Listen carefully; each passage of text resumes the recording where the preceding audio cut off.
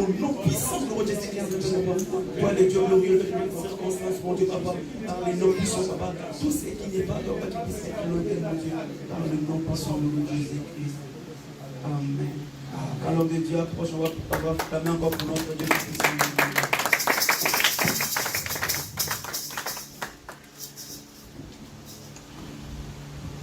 Disons merci à la chorale. Vous pouvez prendre des places. Bonjour. Bonjour. Bonjour. Bonjour. Bonjour encore. Bonjour. Ah, comme si vous êtes fatigué, je ne sais pas. C'est l'effet de la chaleur ou quoi? Que Dieu soit loué pour le moment qu'il nous accorde d'être là. Chaque temps que nous avons, nous devons dire merci au Seigneur, n'est-ce pas? Le souffle de vie, l'être et les mouvements que nous avons nous viennent de lui. Amen. Lorsque nous prions, je me souviens, le dimanche surpassé, nous avons parlé de Michel Blondet, n'est-ce pas? Vous vous souvenez encore? Quand on prêchait, j'ai donné l'illustration de Michel Blondin. On avait parlé de quoi même? Notre thème était croire en Jésus, n'est-ce pas? Dans tout ce que nous avons dit, Michel Blondin a traversé les chutes de Niagara, il a fait aller-retour. Il a pris quelque chose, il a traversé, il est revenu encore. Il a pris encore une chaise, il a traversé, il est revenu. Après, il posa la question à ceux qui le suivaient, n'est-ce pas? Croyez-vous que je peux transporter un homme? Ils ont dit oui, n'est-ce pas? Oui.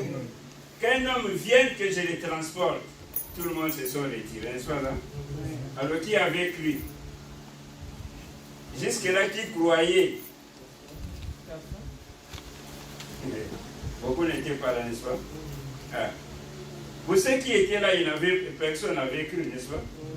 Dès que nous avons expliqué croire en Jésus, jusque-là, personne n'avait cru. N'est-ce pas, ma Chantal? Oui. Et pour toi, croire en Jésus, c'est quoi? Pour moi, croire en Jésus, c'est d'abord l'accepter comme sauveur. Et croire aussi à ses œuvres et même croire à sa parole qui est vraiment notre vie. Et à chaque fois que nous sommes en train de croire en lui et à sa parole, cela nous met en relation avec lui. Une relation là de paternité entre un père et un fils ou un père et sa fille. Amen. Amen. Que Dieu soit loué. Nous avons dit croire à Jésus, c'est se donner, se livrer, s'abandonner entre ses mains, n'est-ce pas? C'est ça croire. Ceux qui étaient avec Blondet le jour-là, lorsqu'ils ont dit oui, et lorsqu'il leur a dit venez, qu'une personne vient, je les transporte, tout le monde se sont retirés, n'est-ce pas? Donc ils n'avaient pas cru, n'est-ce pas? Quand on croit à Jésus, on s'adonne, on se livre, on s'abandonne. Alors ceux qui avaient dit oui et ne sont pas venus se livrer à lui, ce que nous appelons la croyance intellectuelle, c'est au niveau de la tête. Oui, je crois, oui, on nous a parlé de Jésus, oui, on nous a parlé d'Israël, mais eux-mêmes ne s'adonnent pas. Dieu a besoin de gens qui s'adonnent. Aujourd'hui, j'aimerais que nous puissions parler d'un petit sujet, reconnaître Jésus-Christ. Reconnaître Jésus, j'aimerais que nous puissions lire dans Marc chapitre 6, à partir du verset 53. Je vais lire, après avoir achevé leur traversée, ils arrivèrent dans les pays des Jérusalem et ils abordèrent. Quand ils furent sortis de la barque, les gens reconnurent aussitôt Jésus, parcoururent toute la région et se mirent à apporter des malades sur des gabas, partout où l'on apprenait qu'il était. Partout où il entrait, où il mettait des malades à côté de la route des villes, des campagnes, et on mettait des malades sur des places publiques. Et on les suppliait afin de toucher seulement les francs de son vêtement. Et tous ceux qui les touchaient étaient délivrés. Amen. Amen. Éternel Dieu, te disons merci pour la grâce que tu nous accordes d'être devant ta parole. Bénis-nous et que cette parole agisse dans nos cœurs. Nous te rendons gloire au nom de Jésus. Amen. La Bible nous dit, quand il fut sorti de la barque, les gens reconnurent aussitôt Jésus. Et reconnurent aussitôt qui? Jésus. Les gens ont traversé, ils sont allés, ils ont pris des barques, ils ont marché. Mais lorsqu'ils avaient traversé les cours d'eau, de l'autre côté, directement, ils ont reconnu Jésus. Et lorsqu'ils l'ont reconnu, la campagne a commencé, n'est-ce pas? Ils allaient partout, ils se sont déplacés pour dire que Jésus est ici. Venez avec des malades. Jésus est ici. Mettez des malades sur les places publiques. Jésus est à côté, il arrive bientôt. Et tout le monde s'était mobilisé pour mettre des malades de gauche à droite, partout ils devaient passer. Et les malades qui étaient là ne cherchaient qu'à toucher les bords de son vêtement. Et la Bible nous dit que ceux qui les touchaient étaient guéris. Alors nous retenons ça et reconnus qui? Jésus. Reconnaître Jésus-Christ. Si nous disons que nous sommes chrétiens, si nous disons que nous prions, nous disons que nous invoquons Jésus, nous adorons Jésus, nous appartenons à Jésus. Si nous ne les connaissons pas, c'est vraiment zéro, n'est-ce pas? Nous devons le connaître, nous devons les reconnaître. Les gens, dès qu'ils ont reconnu Jésus, ils se sont mis en action. Amen. Amen. Quand ils l'ont reconnu, ils se sont mis en action. Pourquoi? Ils savent qu'en lui, la puissance est là. En lui, la guérison est là. En lui, la restauration est là. En lui, la délivrance. Cela les a poussés à se mettre en action, à aller mobiliser les autres. Réveillez-vous. Mettez-vous en action. Celui qui délivre est là. Il s'appelle Jésus. Prenez les malades, mettez-les dans les places publiques. Jésus est ici. Ils seront tous guéris. Avec fermeté, avec détermination. Pourquoi? Parce qu'ils l'ont reconnu. Si nous les reconnaissons vraiment dans notre vie, toi tel que tu es là, si tu reconnais Jésus, tu dois te mettre en action pour lui. Amen. Amen. Ah. Vrai ou faux? Oui. Ceux-là qui l'ont reconnu se sont mis en action. Celui qui reconnaît Jésus doit se lever pour lui. Celui qui reconnaît Jésus doit s'engager pour lui. Celui qui reconnaît Jésus doit se mettre en action pour lui. Tel que la Bible nous présente Jésus, si vous voyez dans Jean 1, 29, Jean-Baptiste a présenté Jésus en disant: voici l'agneau de Dieu qui ôte les péchés du monde. Voici l'agneau de Dieu qui ôte les péchés du monde. Il a reconnu Jésus comme celui qui est venu dans le monde pour ôter les péchés des gens du monde. Toi, tu les reconnais comme qui? Alléluia. Amen. Comme si vous n'êtes pas avec moi. Qu'est-ce qui ne va pas? Toi, tu les reconnais comme qui? Ah, on continue. Les gens l'ont reconnu comme celui qui pouvait guérir, qui pouvait délivrer, qui pouvait libérer les vies, qui pouvait restaurer les vies, qui pouvait mettre de l'espoir dans les vies. Ils se sont mis à crier, à annoncer partout. Jean-Baptiste dit: celui-ci que vous voyez, moi je l'appelle l'agneau de Dieu qui ôte les péchés du monde. Jean 1, 29. Voici l'agneau de Dieu qui ôte les péchés du monde. Alors Jésus-Christ est présenté de différentes manières dans la Bible. C'est ce que celui qui s'adonne à lui, celui qui s'est livré à lui doit reconnaître. Si vous voyez Ésaïe, Ésaïe chapitre 7, dès qu'on présente Jésus, on dit que Emmanuel, Dieu avec nous. Dans Ésaïe 7, à partir du verset 7, vous lisez jusqu'à 10, on présente Jésus comme Emmanuel, Dieu avec nous, avant sa naissance. De quoi 5 siècles avant qu'il naisse. Toujours dans Ésaïe chapitre 9, à partir du verset 5, on présente Jésus. Qu'est-ce qu'on dit? On l'appellera admirable, conseiller, Père éternel, prince de la paix. Alléluia. Amen. J'espère que vous connaissez ces choses, n'est-ce pas? Bon. On l'appellera comment? Prince de la paix. Admirable, conseiller, Père éternel, prince de la paix. Tout cela 5 siècles avant que Jésus-Christ vienne dans ce monde. Donc nous devons apprendre à reconnaître Jésus. Si tu viens prier, si tu invoques Jésus, tu dois te poser la question, qui est Jésus? Et la Bible nous donne toutes les réponses. Il y a des gens, quand on leur dit prions, adore Jésus, il n'a pas de mots, n'est-ce pas? Mais celui qui connaît que Jésus est admirable, il va dire, je t'adore, tu es l'admirable. Amen. Celui qui reconnaît qu'il est le conseiller, je t'adore le conseiller. Je t'adore Père éternel. Je t'adore, c'est toi le prince de la paix. Il y a des prières, pasteur, priez, allons loin, les gens n'arrivent pas à aller loin.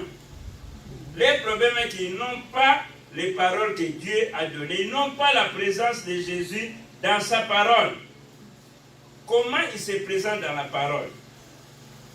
Si nous voyons dans la Bible qui parle encore de Jésus, à partir de Jean, si vous voyez l'évangile de Jean, dans Jean 1, on nous dit au commencement était la parole, et la parole était avec Dieu, et la parole était Dieu.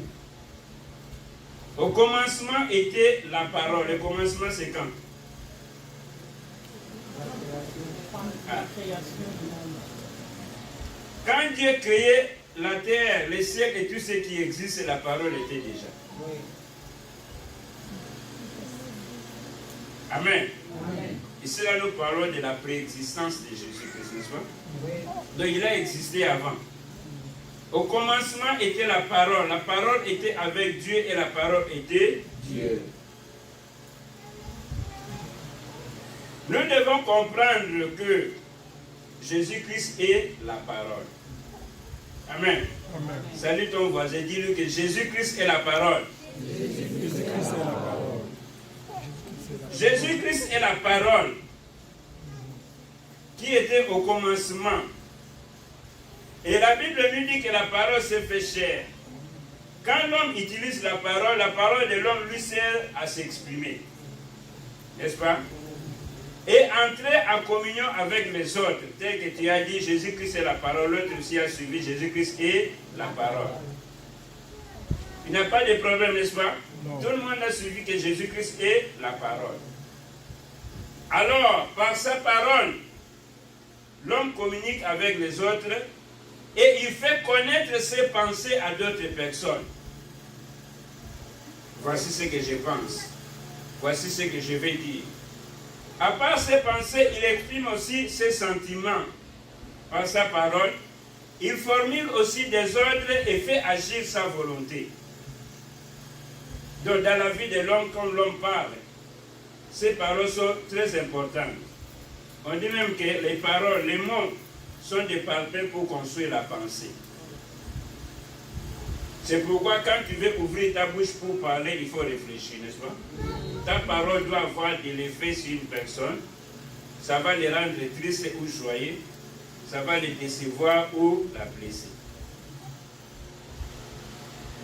La parole que l'on prononce porte l'empreinte de sa pensée et de son caractère. Tu as l'habitude de parler. Les gens auprès de qui tu parles beaucoup, on sait déjà qu'est-ce que tu penses.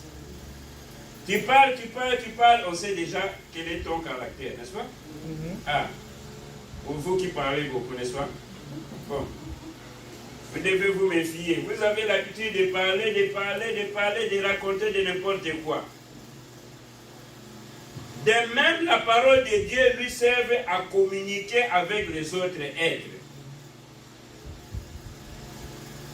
La parole que tu as, si tu lis ça, tu comprends, tu vas dire que c'est Dieu qui me parle. En lisant la parole, en méditant la parole, sache que c'est Dieu qui te parle. Alors Dieu te parle.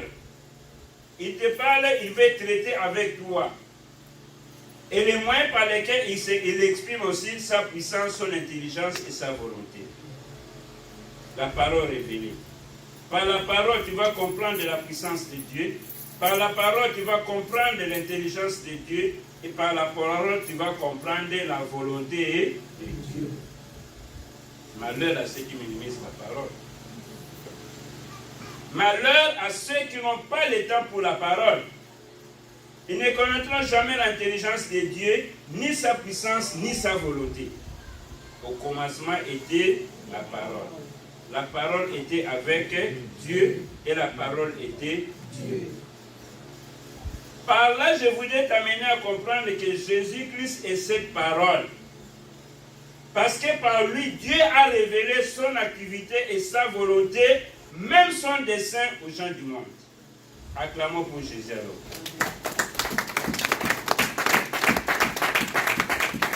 Jésus-Christ est cette parole parce que par la parole, par Jésus-Christ, Dieu nous révèle sa volonté, son dessein, ses activités même.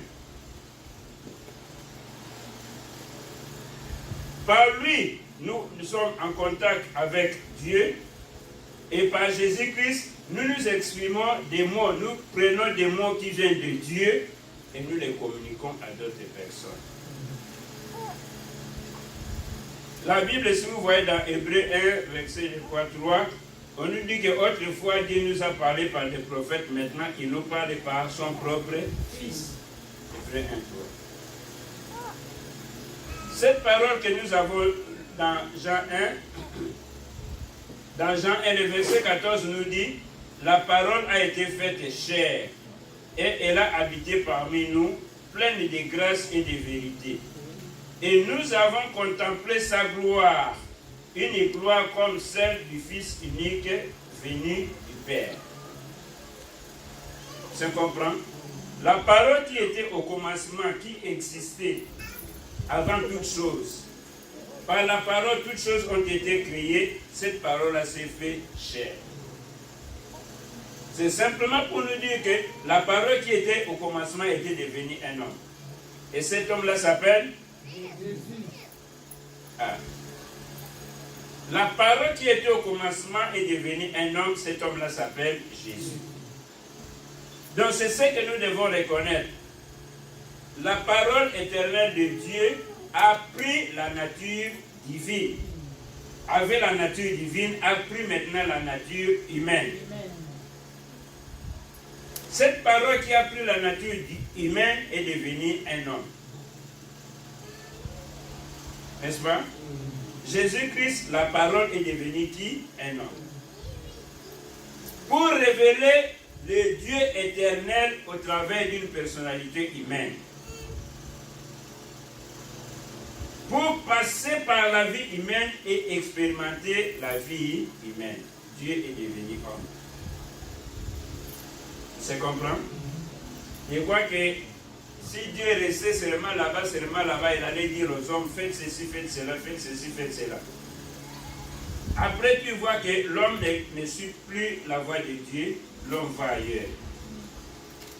Il dit, bon, moi-même, je prends la nature humaine, je deviens un homme, je viens vivre parmi les hommes comme homme, pour bien comprendre et expérimenter quel est le problème de l'homme. C'est ce que Jésus-Christ a fait.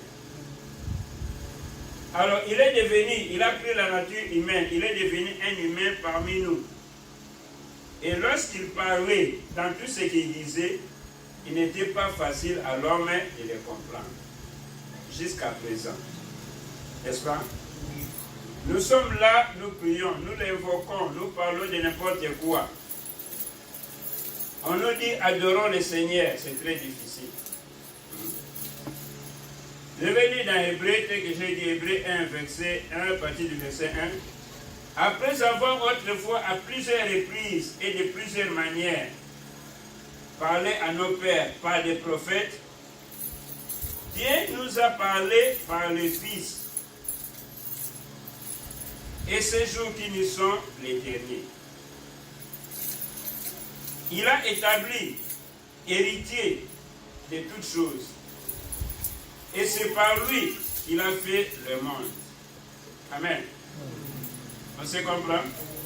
Autrefois, Dieu nous a parlé par des prophètes. Vous connaissez des prophètes, n'est-ce pas? On peut dire quoi? Moïse, Abraham, qui encore? David, tout ça, tout ça. Dieu nous a parlé par des prophètes. Maintenant, il nous parle par son Fils. C'est comprend? Donc, ceux-là qui n'ont pas le temps de Jésus, si tu n'arrives pas à les reconnaître, Jésus, dans sa position divine, dans sa nature humaine, et que toi, tu te confies à un prophète, tu perds ton temps. Alléluia. Amen. On se comprend? Il y a des gens qui bagarrent, qui tuent les autres parce que les prophètes, vous avez critiqué les prophètes, n'est-ce pas? Comme un monsieur nous disait dernièrement qu'il y a eu un prophète des blancs actuellement, après il y a eu un prophète des noirs. Est-ce que nous avons encore besoin de prophètes? Autrefois, Dieu nous a parlé par des prophètes. Actuellement, il nous parle par son propre Fils, qui s'appelle Jésus. Ah, je crois que l'État a évolué, n'est-ce pas? Les choses ont progressé. Ne perds pas ton temps à dire que oh, le prophète tel viendra me sauver. L'intervention de tel prophète, non. Nous sommes maintenant à une autre période. Et Jésus-Christ est venu. C'est par lui que Dieu nous parle. Tu veux connaître Dieu, ne marche ni à gauche ni à droite. Jésus-Christ est là pour toi. Amen. Tu veux aller vers Dieu, ne cherche pas loin. Jésus-Christ est là, c'est lui le chemin. Tu veux adorer Dieu, c'est Jésus-Christ qui est là. Amen. Tu veux invoquer Dieu, Jésus-Christ est là. Les prophètes ont parlé de la part de Dieu. Maintenant, c'est lui-même, Jésus-Christ, qui est là.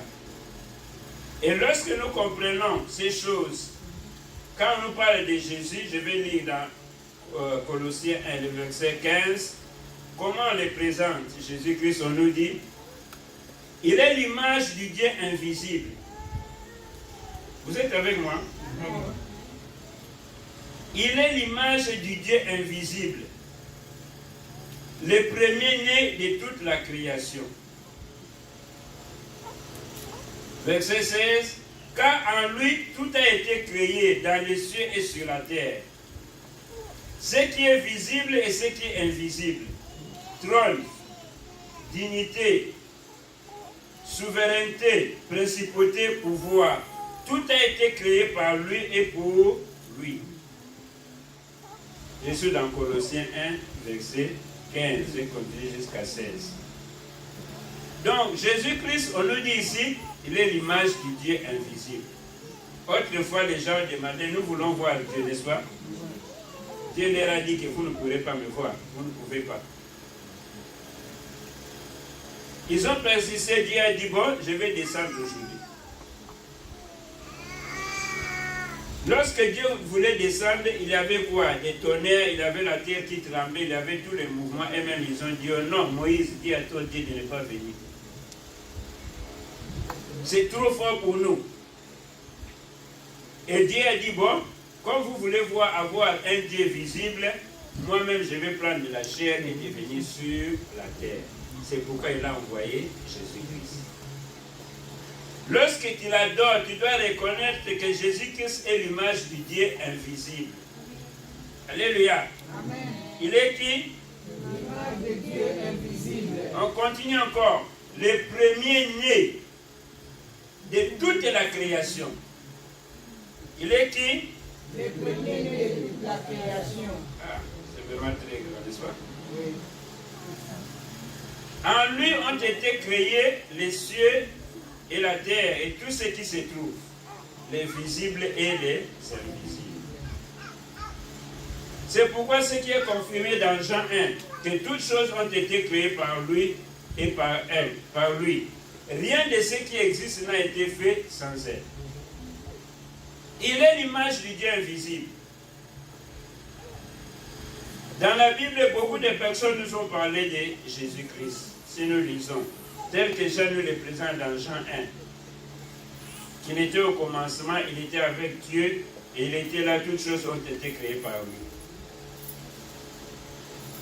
Il y a eu quelqu'un, lors de la résurrection, qui disait, moi, si je ne les vois pas et je ne mets pas mes doigts dans ces blessures, je ne les verrai pas et je ne croirai pas.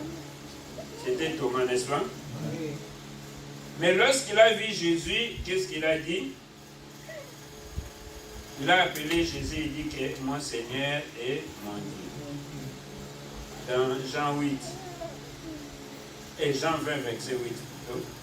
Alors, l'autre disciple qui était arrivé le premier au tombeau, craint tout cela, il va jusqu'à vous suivre. Si vous lisez la suite, vous allez voir. Il dit à Jésus-Christ que mon Seigneur est mon Dieu. C'était Thomas. Et Jésus-Christ lui dit que parce que tu as vu que tu as cru. Donc nous avons beaucoup de gens qui nous présentent Jésus-Christ dans la Bible. Même Pierre, quelque part, lorsqu'il parle, il nous présente Jésus-Christ c'est lui qui a les prérogatives de communiquer le Saint-Esprit, les jours de la Pentecôte même. Donc c'est pour nous dire que Jésus qui a marché sur cette terre, les gens l'ont vu visiblement, un homme qui passe. Un homme, les gens ont besoin de toucher ses vêtements pour être guéris. Un homme qui parle, n'est-ce pas ça? Les gens pouvaient dire que c'était un homme ordinaire parce qu'il avait pris la forme humaine.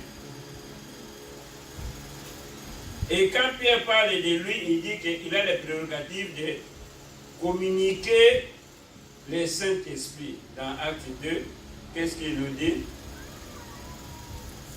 On dit que c'est lui qui peut communiquer le Saint-Esprit. Jean dit, car Jésus, Dieu l'a ressuscité, nous en sommes tous témoins. Élevé par la droite de Dieu, il a reçu du Père l'Esprit Saint qui avait été promis. Il l'a répandu, comme vous le voyez et l'attendez. C'est lui qui avait répandu le Saint-Esprit comme les gens voyaient et attendaient. Verset 36. Que toute la maison d'Israël sache donc avec certitude que Dieu a fait Seigneur et Christ, c'est Jésus que vous avez crucifié. Dieu a fait Seigneur et Christ, c'est Jésus que vous avez crucifié. Dieu a fait Seigneur et Christ. Quand on dit Seigneur, Seigneur c'est un mot très fort, je ne sais pas comment on dit. En hébreu on dit Adonai, Adonai, Adonai, Adonai. Adonai, Seigneur, en grec on dit Kyrios. Donc Seigneur, donc un grand Seigneur. On dit Jésus. Et l'autre nom on dit et Christ. Christ c'est loin. Loin. C'est lui qui a reçu l'onction de la part de Dieu pour un ministère. Et Pierre nous dit de Jésus, qu'est-ce qu'il nous parle de Jésus? Il dit, Jésus-Christ, si vous lisez Actes 4 et 12, lorsqu'il parle de Jésus, il dit, le salut ne se trouve en aucun autre, car il n'y a sous le ciel aucun autre nom donné parmi les hommes par lesquels nous devrions être sauvés. Acte 4, 12. Donc Jésus-Christ est le chemin du salut. Par Jésus-Christ, l'homme peut avoir le salut. On se comprend? Nous devons reconnaître Jésus-Christ. J'ai lu 4, Acte 4 et 12. On nous dit, le salut ne se trouve en aucun autre. Le salut ne se trouve en aucun autre. Tout ce que toi tu connais comme prophète, comme serviteur de Dieu, comme adorateur de Dieu, comme église ou quoi, le salut ne se trouve en aucun autre. Le salut se trouve en qui? En Jésus-Christ. Bon. Tu dois reconnaître ça, toi qui adores, toi qui pries, toi qui viens à l'église, qu'il n'y a pas un autre nom qui a été donné aux gens pour avoir le salut. Si ce n'est que le nom de Jésus. En dehors de Jésus, c'est la perdition. Amen. On dit en aucun autre, le salut ne se trouve en aucun autre. Quand nous parlons du salut, il s'agit du salut pour la vie éternelle. Il s'agit du salut pour ta délivrance. Il s'agit du salut pour ta libération. Que ce soit dans quel pays du monde, dans n'importe quel continent du monde, le salut ne se trouve qu'en Jésus-Christ. On se comprend? Tu dois reconnaître ça en toi-même. Qu'en dehors de Jésus, il n'y a pas de salut. Qu'on te dise que c'est la grande église, la plus belle église, oh ceci, cela, oh ceci, la grande méditation, la concentration ou de quoi. Sache que le salut ne se donne qu'en Jésus-Christ. Tous ceux qui sont en Jésus, qui ont reçu Jésus, ont le salut. Tous ceux qui ont rejeté Jésus sont perdus. Quels que soient les sacrifices qu'ils peuvent faire, quels que soient les bons actes qu'ils peuvent poser, quelle que soit leur bonne volonté, aller même voter jusqu'à livrer ton corps à n'importe quoi. Tant que tu n'as pas Jésus, tu es perdu. On se comprend? Amen. Ne dis pas que parce qu'il fait du bien, il va voir Dieu. Parce qu'il aime les gens, il sera auprès de Dieu. En dehors de Jésus, tu es perdu. Le salut ne se trouve en aucun autre. Et Jésus-Christ est le chemin du salut. Jésus-Christ est celui qui pardonne les péchés. Pour que tu puisses obtenir le pardon de tes péchés, tu dois accepter Jésus-Christ, tu dois l'adorer. Jésus-Christ est le juge des morts. Les morts qui ont fait du bien et le mal vont ressusciter en Jésus-Christ. C'est Jésus qui va donner le dernier coup de sifflet pour que les gens ressuscitent. On se comprend? Bon. Tu dois reconnaître Jésus dans ta vie. Tu dois reconnaître qui est-il. Tu dois le connaître bien. Et tu dois t'accrocher à lui. Celui qui ne s'accroche pas à lui est perdu. Jésus-Christ est le grand Dieu. Il est notre sauveur. Le seul. Jésus-Christ, qui est notre sauveur, agit et se manifeste.